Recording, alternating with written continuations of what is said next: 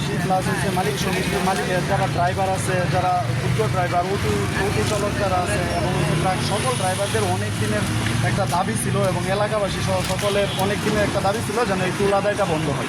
মূলত টোল আদায় আপনার ব্রিজের টোল আদায় তো সারা বছর সারা জীবন আর চলতে পারে না। একটা ব্রিজের জন্য সেই বউটা থেকে আমার জন্মের পর থেকে আমি দেখতেছি যে টোল আদায় হয়েছে। এলাকাবাসী সম্পূর্ণ এলাকাবাসীর দাবি ছিল অনেক দিনের যে এটা বন্ধ করা। যেহেতু বৈষম্য বিরোধী ছাত্র আন্দোলনে আমরা বিজয় অর্জন করছি এবং হচ্ছে ছাত্রদের পক্ষ থেকে পুরো বাংলাদেশের মধ্যেই কোনো ধরনের চাঁদাবাজি চলবে না এবং এই চাঁদাবাজি বন্ধ করাতে আমরা ছাত্র সমাজ থেকে এই 2 বছর বন্ধ করে দেওয়া হয়েছে এবং এটা আশা করি যে চিরকালের জন্য এটা বন্ধ হবে। আর এটা মূলত মানুষের দাবিটাকে আমরা যৌক্তিক দাবিটাকে আমরা ছাত্রদের পক্ষ থেকে এটাকে আমরা ফিরে রাখছি।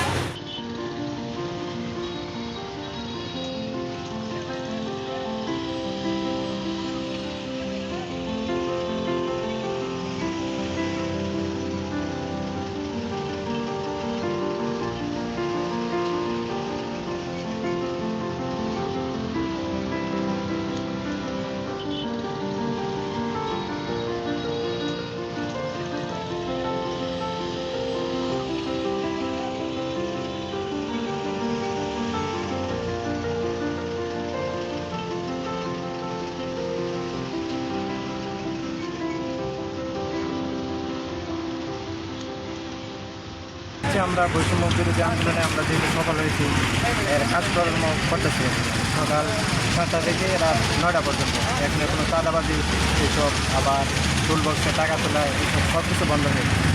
তো আবার ট্রাফিক নিয়ন্ত্রণ গাড়ি যেভাবে ভালোভাবে চলতে পারে এইসব আর কি।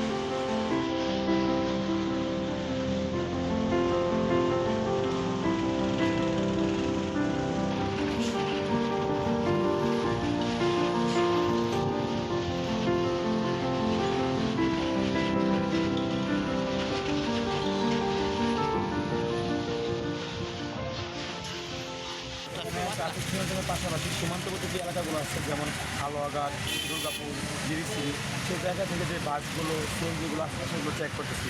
চেক করার ফলে আমরা এখানে 200 মতো মধুরপুর পেয়েছি, ইয়াবা পাওয়া গেছে, পেন্সিল পাওয়া গেছে, 10 কেজি টাকা পাওয়া গেছে, এরকম অনেক কিছু পাওয়া গেছে।